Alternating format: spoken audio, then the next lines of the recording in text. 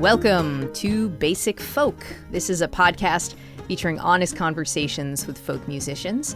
I'm Cindy. I host this podcast. Thank you for listening today. If this is your first time checking out Basic Folk, welcome if you're a longtime listener. Hiya! Good to see ya! Today we're talking about Beatrice Deer, who I realized when I was trying to say her name that my Boston accent really hinders me in saying it the way that I want to. Beatrice Deer. But I'm all right, that's just what we're going to go with. Beatrice Deer. Now based in Montreal, growing up in northern Quebec, Beatrice Deer spent a lot of time outside in her Inuit community of Qeqtaq. Her village was small. There was about a population of 350, 400 people, and very tight-knit. Raised in a big family, her parents brought music into their house and would often play around the house, as well as expose Beatrice to music in their church, where they served as pastors. Even though her town is so remote, you can only access it by plane, she had access to plenty of popular music growing up, like Disney soundtracks, Grease, Michael Jackson, and so many music videos from Much Music, which is the MTV of Canada. She would actually tape music videos on Much Music while visiting Montreal because it wasn't available in her home village. She sings in English and French, but mostly she sings in her native Inuktitut, which she feels most comfortable expressing herself. Through the influence of her community and the pop music she loved growing up, she created a genre of music called Inuit and has released 3 albums in that style, being Inuit and indie rock. Beatrice has overcome a lot in her life: sexual abuse, alcoholism, toxic relationships, depressions, and thoughts of suicide. The starting point for her latest album, My All to You, was a desire to relive the moment in which she decided to transform her outlook and do some serious work on herself. Now an advocate for mental and physical well-being, as well as for her Inuit community, she travels in the North and Canada, visiting First Nation communities. She plays with her band, performs speaking engagements about overcoming trauma, and offers professional development training. I'm grateful to Beatrice for sharing her story on the podcast. So pumped for you to listen to this conversation and learn about this incredible person. We're going to take a listen to the traditional Inuit song Imuta, which is on her new album, My All to You. And you got to watch the video, which I posted on my website, cindyhouse.net. We talk about it in the interview. And also, I have mispronounced a lot of names in this introduction and in the interview, and Beatrice was so kind to correct me whenever I said something wrong. So apologies for mispronouncing things in the intro here. But let's take a listen to this song and then we'll get to our conversation with Beatrice Deer on Basic Folk.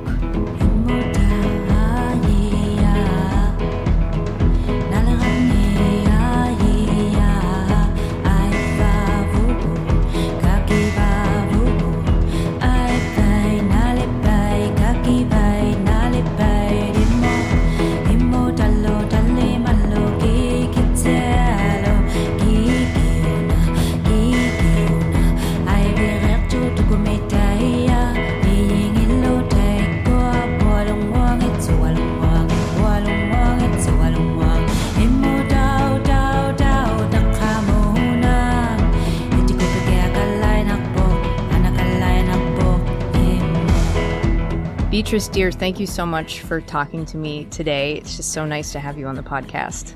Thank you for having me.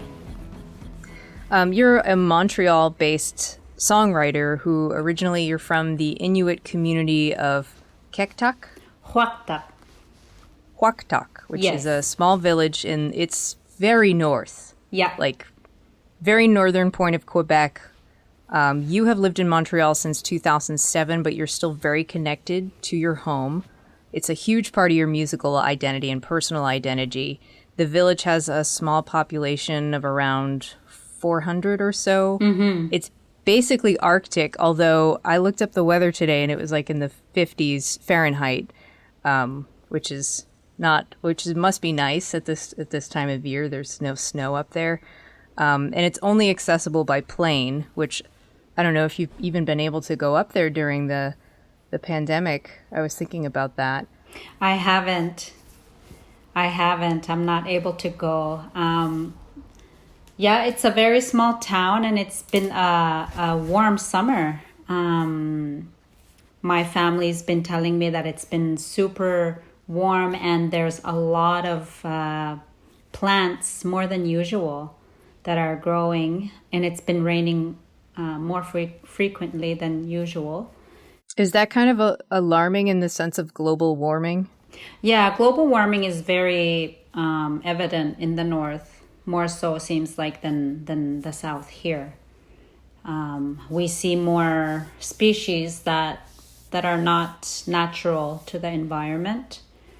Yeah, the ice melts differently, the snow melts differently, which causes different concerns.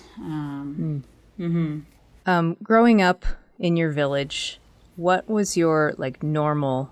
What did your normal look like? Well, that depends on the age group. But I remember going camping a lot when I was very young, sleeping in tents and going by boat, and going to the neighboring village by snowmobile to visit my grandparents, and playing outside all the time. There was barely any kid shows during the week, so we spent a lot. So we spent a lot of time outside playing. My parents always spoiled us with a lot of toys, so I had a lot of toys. But as we got older, we walked around a lot, and we basically probably knew every rock around the vicinity of the community, just because we always just walked around, and catching little fish, making our own little nets, trying to catch birds and lemmings and things like that. It was beautiful. Yeah, I have good memories from my childhood. What was your family structure like growing up? I have a big family. My parents, my father is from Ganawage, a reserve here near Montreal, and my mom is from the region of Huactac. So they met down here and then got married, and they just celebrated their 48th year wedding anniversary. Wow. They had many children, and I'm the youngest in the biological children, and my mom's pastor, and she was a school principal, and she was a mayor as well. So my mom's this very, how would I say, a dedicated woman to her community and the region. So she inspires me a lot, and my dad is always there, working really hard and supporting the family all the time. And we have a big family, but we have also suffered a lot of loss in our family. I've lost 3 siblings to tragedies, and that had a big impact on our family. So yeah, we've gone through a lot, but we're strong as a family. Your dad plays bass and guitar, and your mom plays organ and accordion, which my dad plays accordion too. So it's fun to have a parent who plays accordion, and they would play around the house. What kind of music was being shared this way in your home growing up, and how would you participate? My parents are like the main Christmas band, because every Christmas the whole community meets at the local school gymnasium to celebrate Christmas. That's how Inuit celebrate Christmas. We don't stay at home. Well, I mean, we do have family feasts, but Christmas in Inuit culture is going to the biggest building in town and square dancing for hours and hours and hours, playing games, outrageous games with outrageous prizes. And your parents would be performing while these games were happening? The games and the Christmas dances are separate. So whenever there's dancing, there's no games. Whenever there's games, there's no dancing. So It's mostly Christmas Eve, Christmas Day, New Year's Eve, and New Year's Day that there's a lot of square dancing. Sounds fun. Yeah, it's amazing. It's one of my favorite times.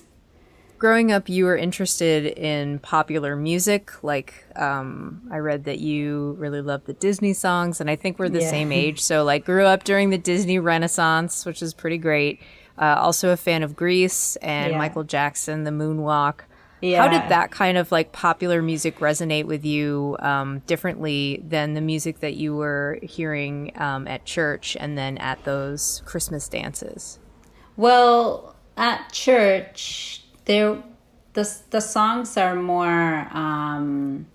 There's a very specific structure that like Anglican songs have, and like because the new church, the new Christian Fellowship Church back in those days used the same songs that were sung at the Anglican Church. So they're pretty like, they kind of sound melancholy, I guess. Some are more upbeat.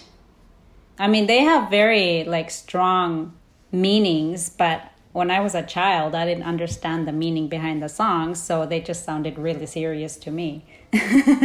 Right. Give me Under the Sea. Oh. Give me The Little Mermaid. Yeah, exactly. Oh, I would watch the Little Mermaid was definitely my favorite, and I watched all those Disney movies over and over and over and over, and who didn't?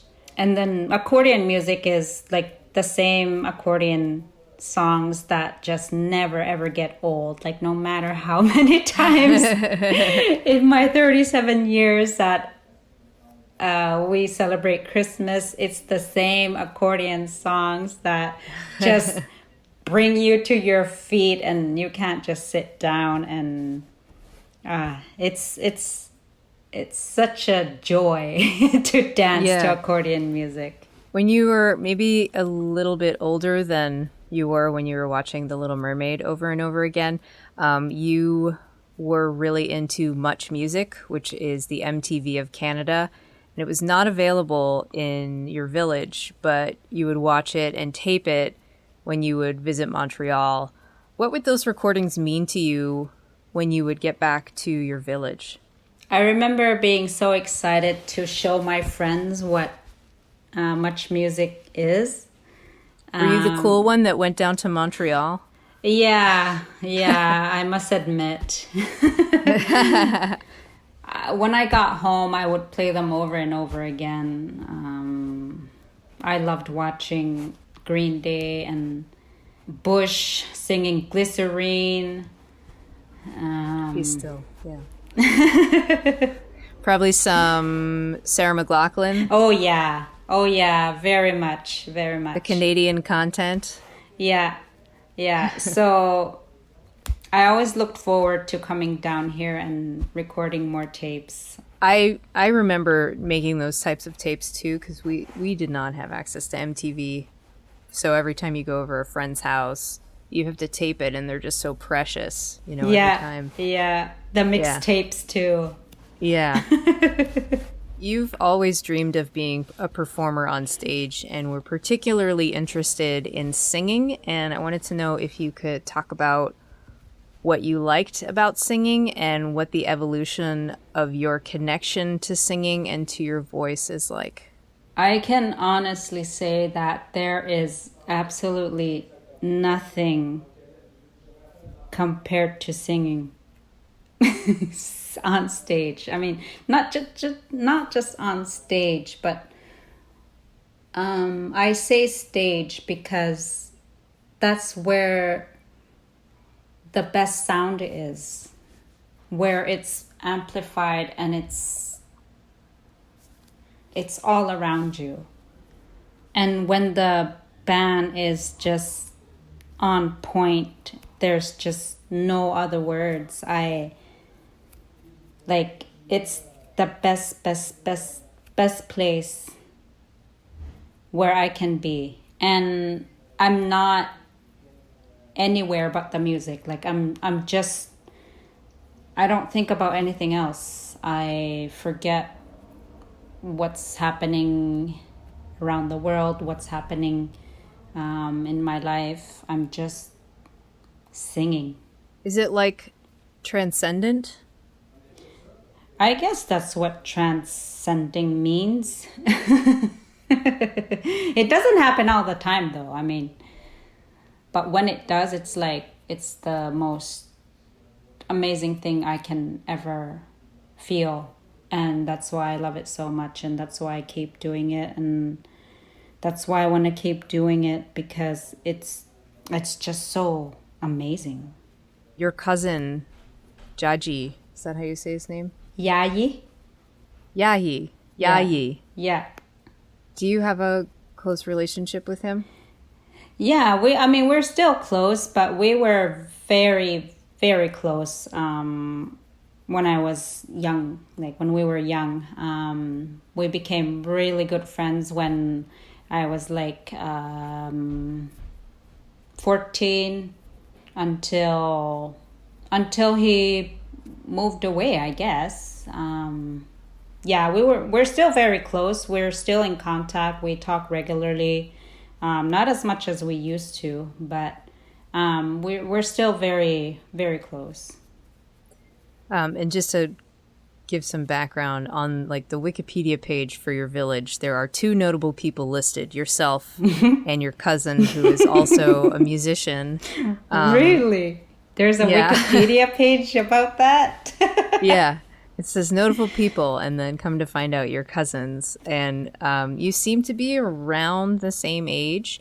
And it sounds like you were really close when you were growing up. And it must have like meant so much to have him. I don't know if you were both playing music together growing up, but to be able to have such a like-minded person around you.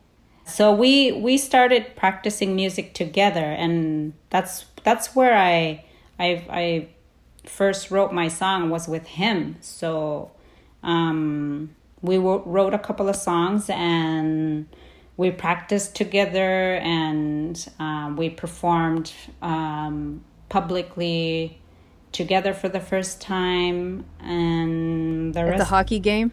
Yeah, for the hockey team. And it was at the school gymnasium, and it was a fundraiser, so people came to watch us sing, and like very humble beginnings. I don't remember how much they paid, but it was probably not a lot.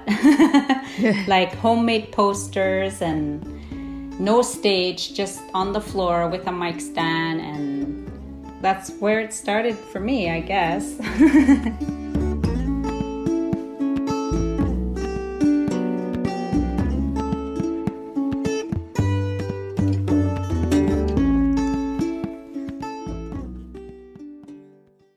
You often incorporate the sacred act of throat singing into your music, which you learned when you were 18.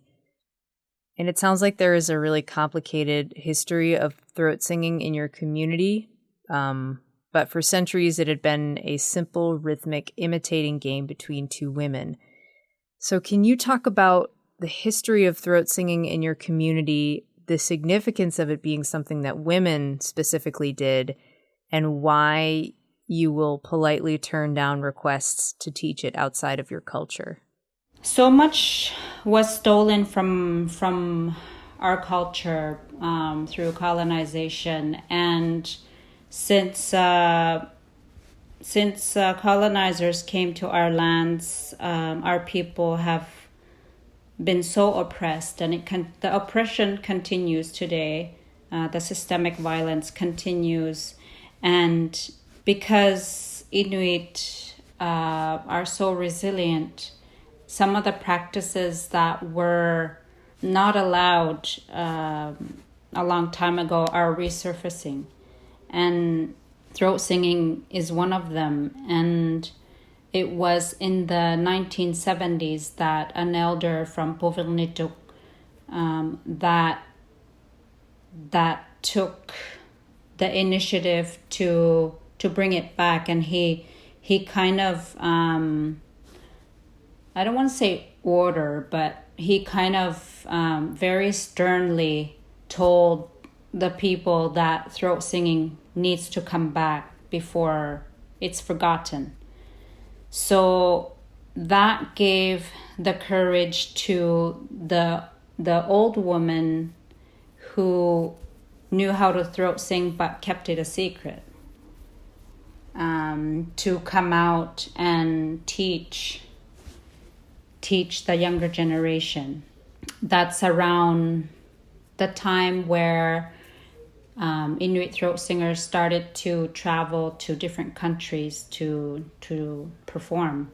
It took another 20 years for someone to make a throat singing workshop in Puvirnituk again, and invite all the young women who want to participate, like young girls, any age, even guys were invited to attend this workshop. I didn't go at the time, but from that workshop, throat singing just spread.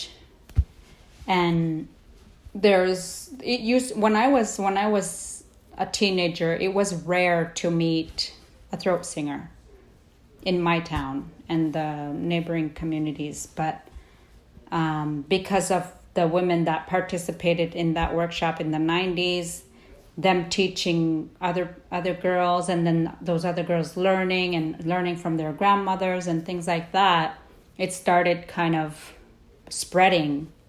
And finally, I had friends from neighboring communities that were visiting who can throat sing, so I asked them to teach me, and I was 18 at the time, and that's when I started practicing, and still practicing to this day, over 20 years. And yeah, back to the kind refusal, because we've already had so much taken from us. It's something that we value and we cherish, and it's part of our unique identity as a people. And we are 13,000 Inuit in Nunavik, and we have our own culture, we have our own subculture and our own songs. So let us have what we have. Your style of music, you call it Inuindi, a mashup of Inuit and also indie rock. When did you decide to combine your interest in modern music and the traditions of the Inuit community? When I got better at throat singing, that's when I started kind of experimenting throat singing with the music that we were playing, and then started incorporating like legends also, because storytelling is a huge part of Inuit culture, and it's my contribution to keeping the oral history alive in more of a modern way. 2010 is when I released my second album, and that's when I first included throat singing. But there are pioneers like Lina Tulawak, I think is her name, and there's Tutjat from Nunavut, who incorporated throat singing in their music back in the 90s. But it's just not, their music is just not as known, I guess. You sing in 3 languages, English, French, and Inuktitut, but you mainly feel most comfortable expressing yourself in your native language. Why is that, and what does it mean for the people in your culture to hear you singing kind of like modern indie rock in their native language? Language is something that's very important today in who we are as Inuit, because watching other nations losing their language, it makes us want to try harder to preserve it. So it's really appreciated that we're making Inuit music, like not just me, but other musicians too. It's important. It's helping to preserve the language. We're still very fortunate that I think 98% of Nunavik still speaks Inuit when like Nunavut, for example, have a much, much lower percentage. So The Nunavut is it's like the area where your town is. No, Nunavik is the whole Arctic region above the 55th parallel of Quebec. Mm-hmm. That's Nunavik, and then Nunavut is the province. Okay. Yeah, it's the new province, the newest province of Canada. We're still the same people, the same Inuit, but we have like subcultures because of the regional distances. We eat the same food, we speak the same language, but we have different dialects and different methods. But in the core, we're still the same. So another Inuit musician that I've interviewed is Elisa P. You know her? Yeah. So she seems like she would be from a different subculture of Inuit. She's from Salluit, which is 2 communities north from where I am. It's very, like, we're the same, but their dialect is different, for example. You have several other talents aside, and I'm like in awe of you and all of your talents. You are a seamstress and have made your own clothes and are documenting on your Instagram that you're making some sealskin boots for your nephew. Where did you learn this trade, and how do your clothing creations pay homage to your culture? And like your music, is there any kind of modern elements incorporated into your designs? As Inuit, we're surrounded by women who sew, so it's only very natural that we become seamstresses. Like, a lot of people don't show, like, they're not interested, but like for me, I'm like super passionate about sewing and always have been. I learned it from observing my mom, learned it from observing my aunt, and like whoever was sewing around me. I learned it from school, because there's what they call a culture class where there's I guess like home economics. Instead of home economics, it's like girls' culture and boys' culture. So the girls learned how to sew, and the boys learned how to make hunting tools. But today, I heard that they're trying to not have it so separated, and like if girls want to learn boys' methods, and if boys want to learn girls' methods, and they're trying to make something more open. So I just kept sewing. I still keep learning, trying new things, because like some things are more simple to make, and other things are more complex, like making sealskin boots by hand. There's many steps, and like literally you step on the sealskin. Yeah. Yeah, that's one step. So, yeah, you have to hunt the seal. From start to finish, you have to have a boat, you have to have fuel, then you have to have a rifle and a gun, and you shoot it, and then you bring it home, and then you eat it, and then you clean the fat off the skin with the ulu, the woman's knife, and then you wash it, you hang it, then you stretch it on a wooden frame, so it can dry properly, and it can't be in direct sunlight because that will damage the fur. It has to be the right temperature so it doesn't rot. And then after it's done, then you step on it, and then you wash it again, and then while it's drying, it's not wringing, but it's like kind of rubbing the skin together to make it supple.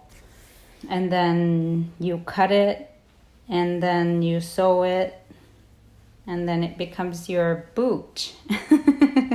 Sounds very easy. I'm going to do it. Anybody can do it. Yeah, it seems very doable. Yeah, and then working with synthetic materials is different, like making parkas and things like that. And I like to sew my outfits for performing for performing and any events. I love representing my people and making my outfits traditional contemporary, just because I love what they look like. I just find the woman's outfit, the amauti or the arnauti, because amauti is to carry a baby on your back, not inside the hood, as that's often a misconception.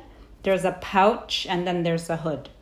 So we carry our babies up until 2 years old in the amauti.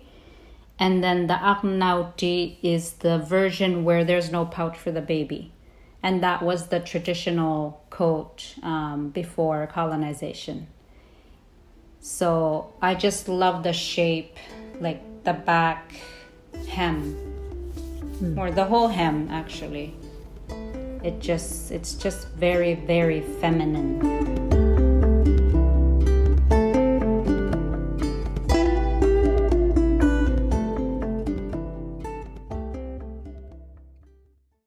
Both mental and physical health are very important to you. When you left your home, you sought out mental health assistance and are now an advocate for healthy lifestyles. What was your journey to living a healthy life, and why could you not seek out a healthy lifestyle at home?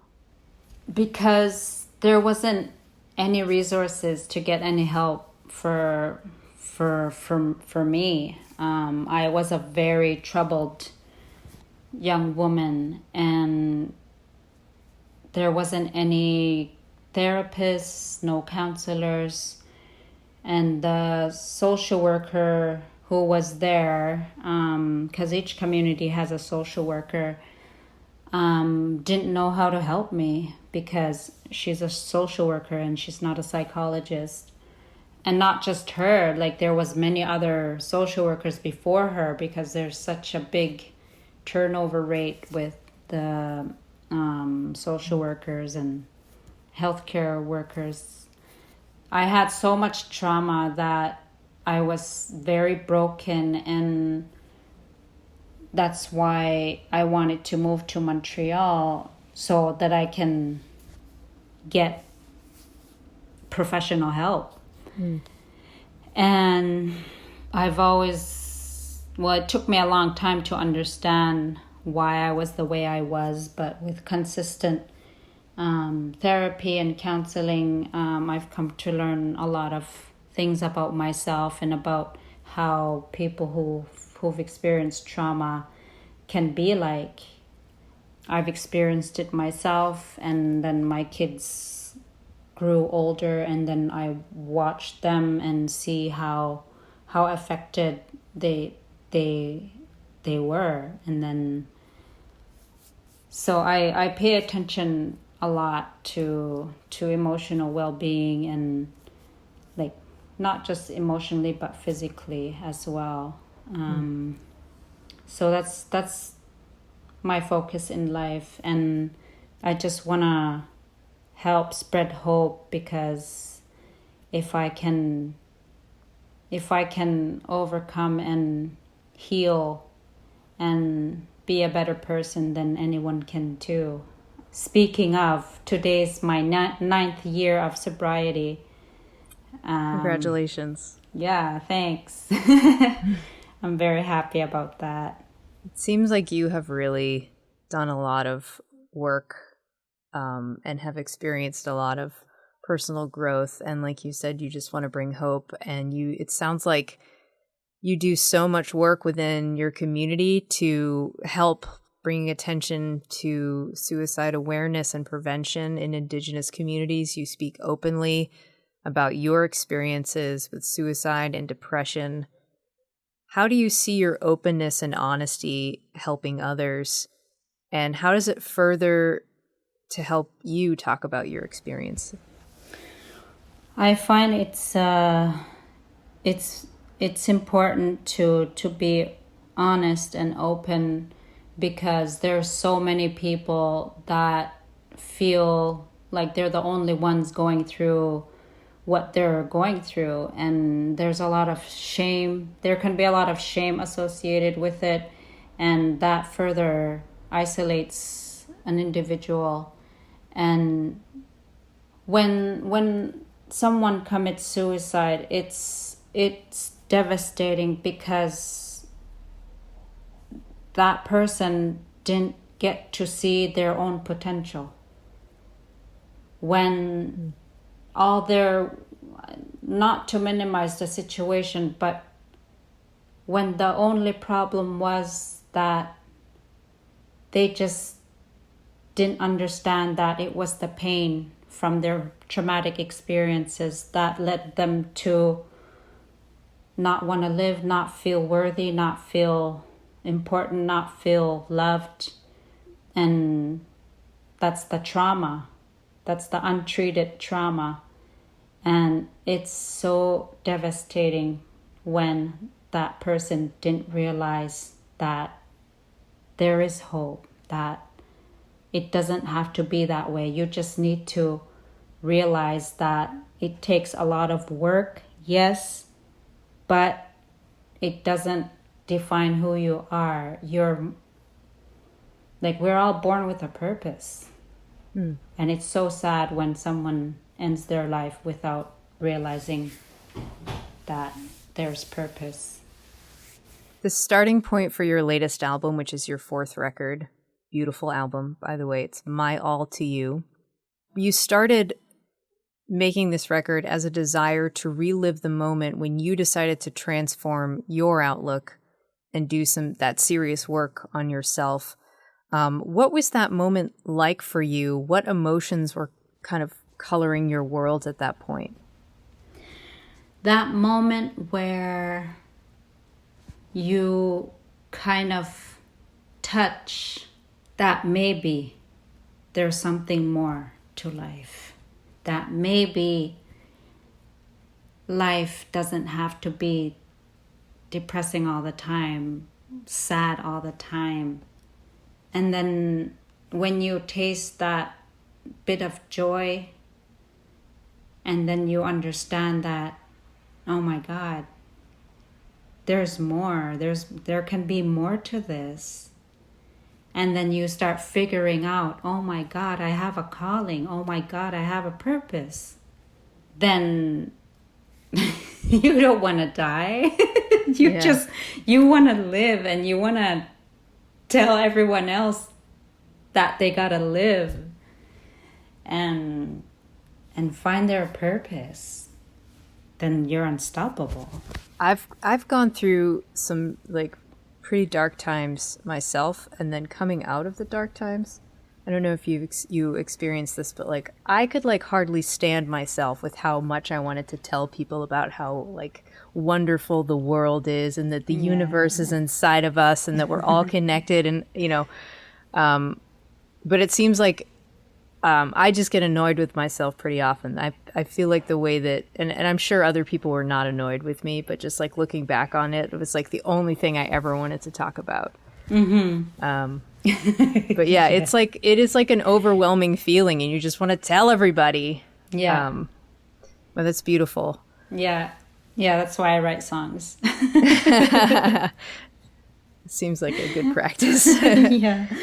I wanted to know what your journey has been like with forgiveness, because it seems like you have had to do a lot of forgiving based on trauma in your past. There was some sexual abuse. Also, in thinking about your community and your ancestors, being abused by the government for generations, and then just talking about being sober for 9 years. What has been your journey with forgiveness for others, and then also especially for yourself? Before I continue, I'm happy to hear that you got out of your dark places. Thank you. Yeah. Yeah. Thanks. Yeah. It's a good feeling. Yeah. Thank you. Yeah, forgiveness is such a powerful, life-changing thing. And it's definitely the hardest thing, next to saying I'm sorry. And for me, the hardest thing was to forgive myself, because when we have so much guilt and resentment, it really brings us down. It eats us up, and it really takes a toll on us. So that was the hardest for me, was to forgive myself for being so unstable with my kids when my kids were small, with the alcohol and the violence that I made them witness. That was something that I had the hardest forgiving myself for. And then there's also having to forgive other people who caused me pain. And sometimes I still struggle with the person that hurt me in the past. And it's a continuous effort. But I strongly believe that if we want peace in our life, forgiveness must be in our values, in our core values, because I wouldn't want to live being angry at someone for the rest of my life, because that's gonna bind me to sadness and hardship, and not necessarily have an effect on the person I'm angry at. Like I'm the one who's suffering, not them, if I'm gonna choose to not forgive.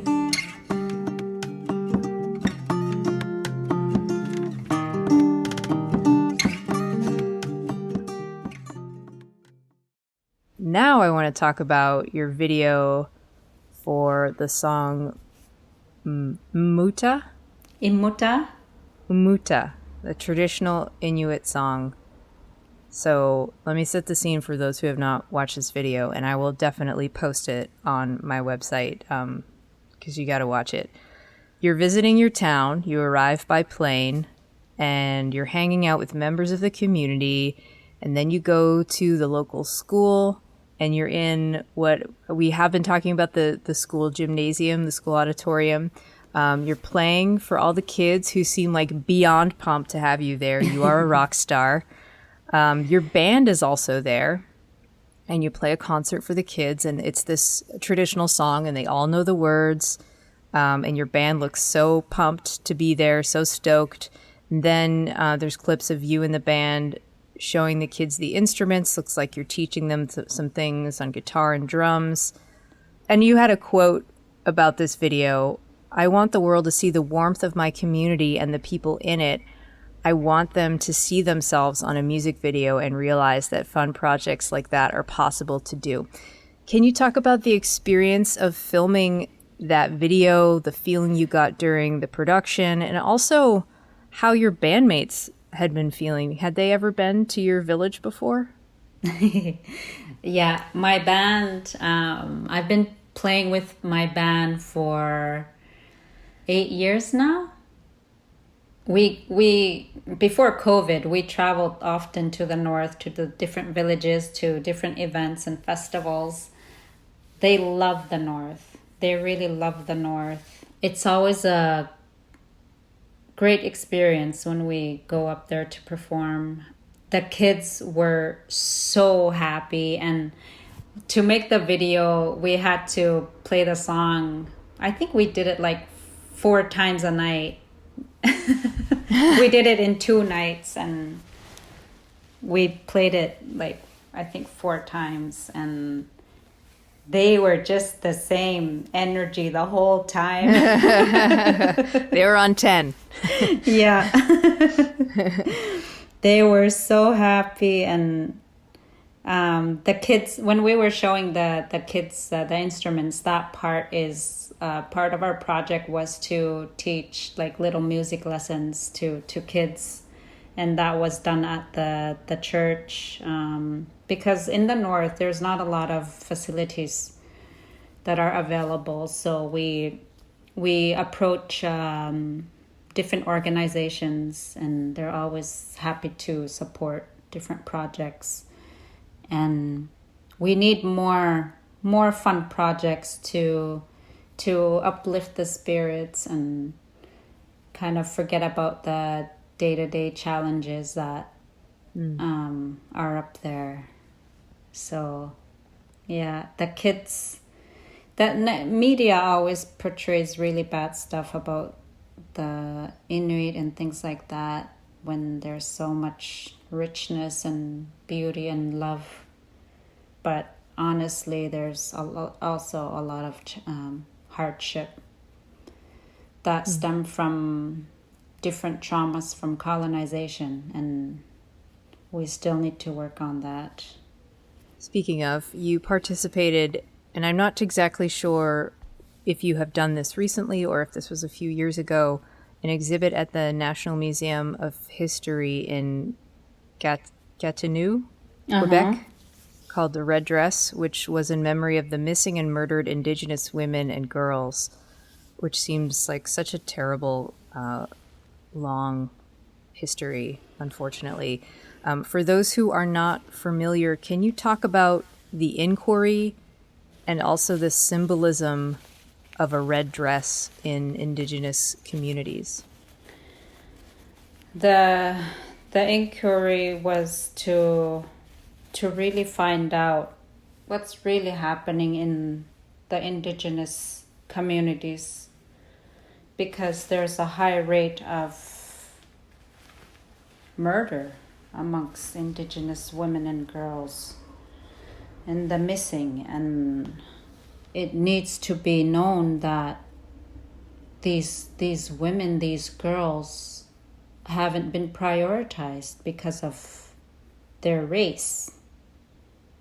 And that's terrible. Like, I can't imagine how a mother feels when she knows that her missing daughter is just forgotten by the only people that can investigate and solve a crime and bring justice. There's no justice. Like, how could that be? Because of race. It was a privilege and an honor to make that red garment, that angnauti, to represent Nunavik. It's a very small thing for me to do, considering how important the issue is. It has to stop. It's part of the trauma that Indigenous people have, and there needs to be equality in every race, for every race. You have 2 children? Mm-hmm. Is that right? And a son and a daughter. Yeah. Right? And they're teens. They're adults. They're adults. Grown-up human beings. Yeah. Yeah. 18 and 20. Wow. Yeah. You're not old enough to have kids that old. But okay. How has your intentional decision to seek personal growth impacted your family? How has it brought you closer together? Oh my God. If I didn't choose to change my life around, I don't know where we would be. I don't know if we would even be alive. Definitely wouldn't be where we are today as a family if I didn't make those choices to change my life around. Since I quit drinking and dedicated myself to healing and understanding myself and being more aware of myself and of my emotions and what trauma does and all that. I've also really dedicated myself to rebuilding a relationship with my children, because during their first 10 and 12 years of their life, although I was a good mom in providing in like all their needs physically, I was not present. I drank a lot. I was angry. I was violent, and I had a very toxic marriage. So I had to forgive myself many times over for the fact that I didn't bond the way I should have with my kids, and then they became teenagers, and then being a single mom and having to deal with very sad kids. That was the price I paid.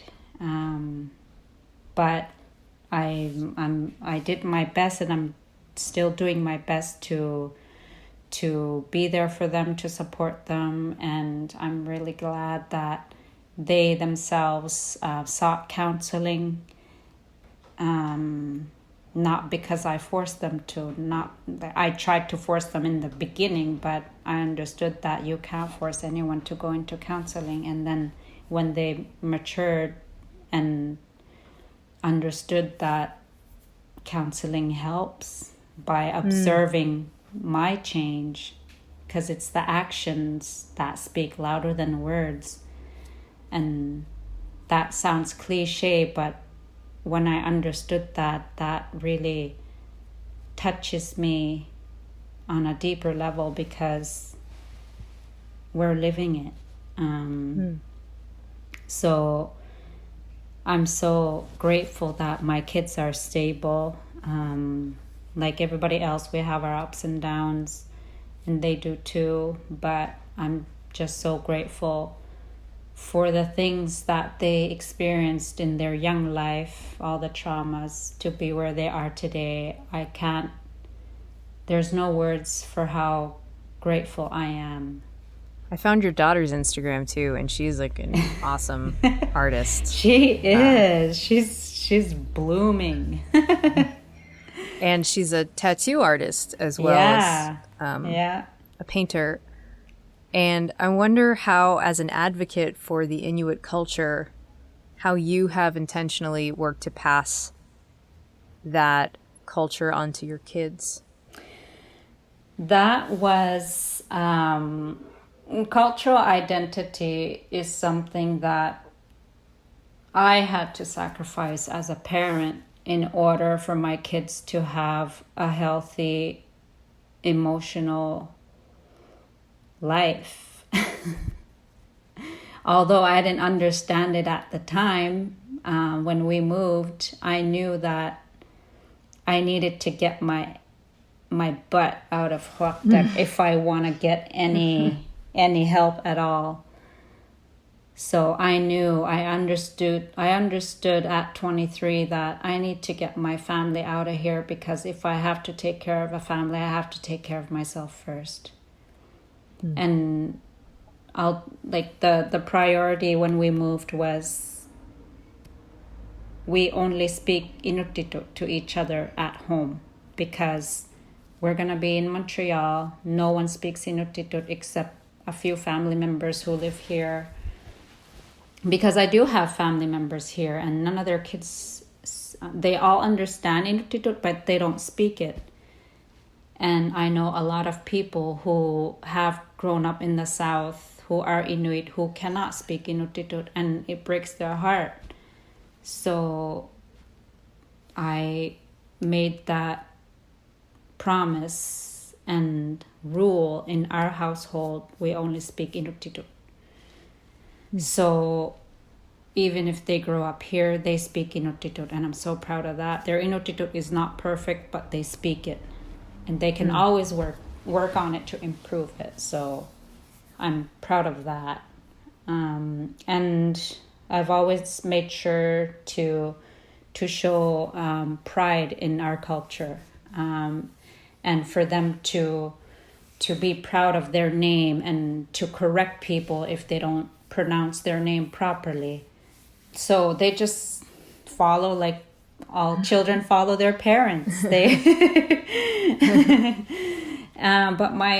but my daughter really developed like a very strong passion for Inuit culture when she attended the Nunavik Sivuniktavut college program for Inuit.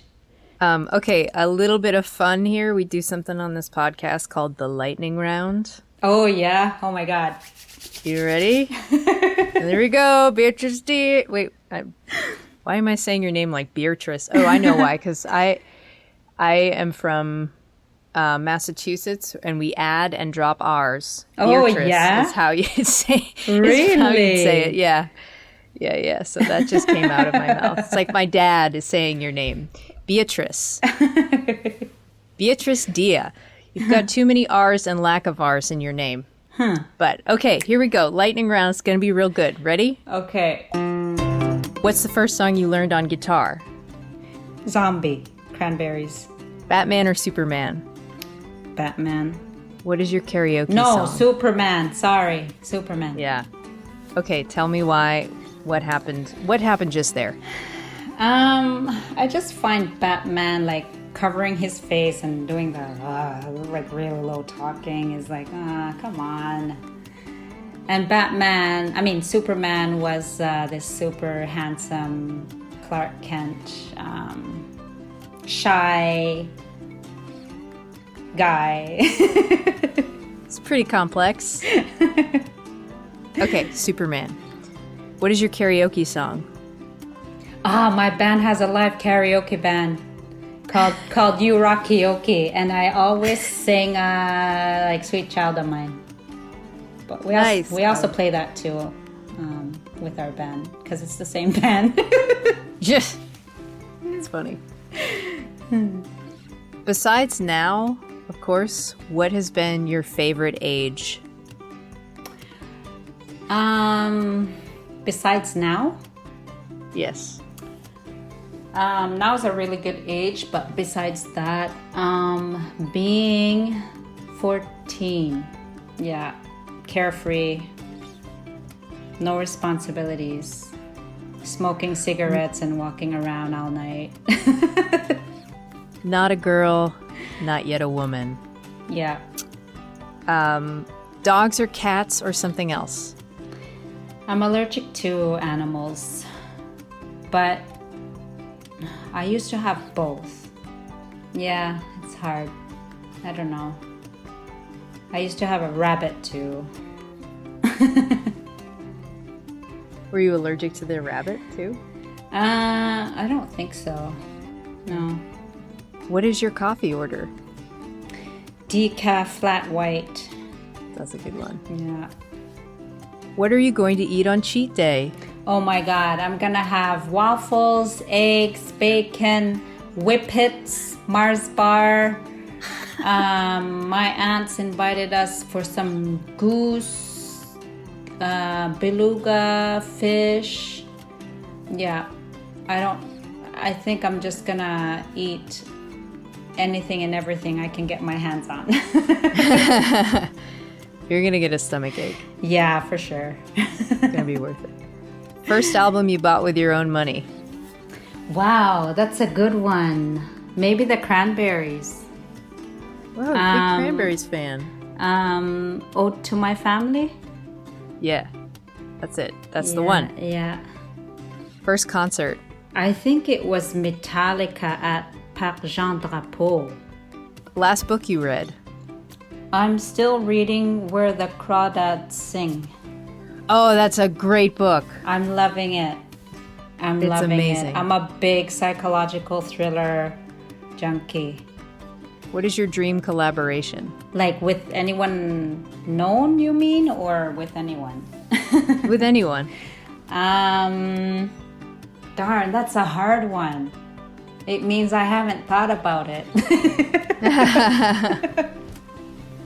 I'd love to play with an orchestra. Oh, that's sweet. That's a great answer. Yeah. Would you choose flying or invisibility? Visibility. Yeah, if you're flying and can't see, you're gonna hit stuff. All right, 2 more questions. Star Trek or Star Wars?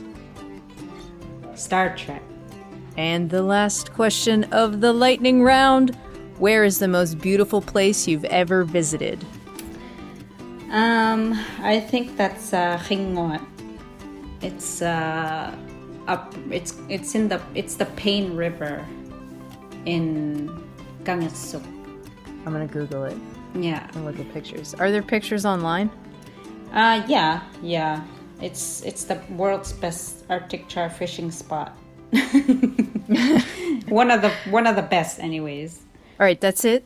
You did great. That was a fun lightning round, even though it wasn't like lightning. Beatrice Deer, thank you so much for talking to me today. It's like an honor to have you on the podcast. I really appreciate it. Thank you so much. This was fun.